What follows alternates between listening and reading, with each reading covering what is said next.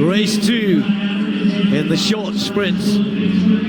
Joe Fambile of Liberia finds himself with just 1 point after the 100 meters. He's got a better chance in the 200, definitely. However, what's Fred Curley got in store after that poor showing by his very, very high standards in the 100 meters? Just the 2 points for his 7th place. Can he rediscover some of his old 200-meter form? And for Oblique Seville, this is the big challenge, the big test. 8 points from the 100, 2nd place. Anywhere in the top 2 or 3 here, that would be a massive result for him.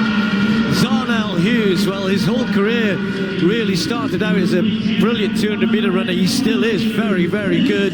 Has made himself a great 100-meter runner as well. World bronze medalist. And however, everybody looking at Kenny Bednarek. Kung Fu Kenny, as he has on his chest in the perfect position, having won supposedly his weaker event, the 100 meters, has the 12 points in the bag.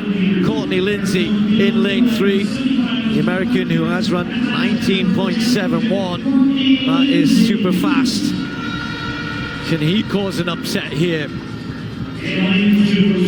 Akeem Blake, I think he would have liked to have run a little better in the 100. He got out well. We thought he might have been a little bit more in contention. Ended up in 4th place. That's not bad at all. And certainly heading for some good points overall. And then with a tough draw on the inside, Terence Jones was 6th in the 100. Went to the Olympic Games to represent his country, Bahamas. Just trying to focus on this opportunity for him over the longer sprint. So to keep it as simple as possible, for anybody to walk away with this 100K, Oblique would have the best chance. He'd have to beat Kenny in his 200. Now, if Zarnell was to walk away with it, he'd have to win, and Kenny would have to come 3rd. Kenny's not coming any lower than 3rd. I knew you were good at math. Respect. Kenny's in 4, Zarnell's in 5, Oblique's in 6, Fred in 7.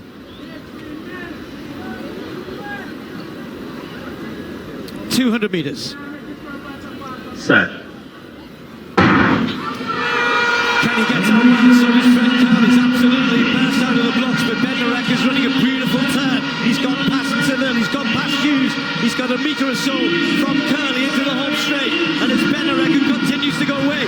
Hughes is charging at the end, but they're not going to catch Kenny. Kenny takes the win. 20.06. Almost stumbles through the tape, but he didn't stumble in the race at all. Brilliant bend, just kept going away. 20.07. Hughes with a good performance. Fred returned to some better form to take 3rd. As you can see here, we were just talking about Fred coming out of the blocks the fastest amongst the competitors. Kenny's always been a really strong turn runner. Arm is very, very tight, which is good for the turn. I'd really like to see him open his arms up a little bit more on the straightaways. Could really help with his hips opening up as well. Still getting great range. But at this part of the race, I mean, he knows no one's going to even get close to him. I don't know exactly what happened there when he crossed the line.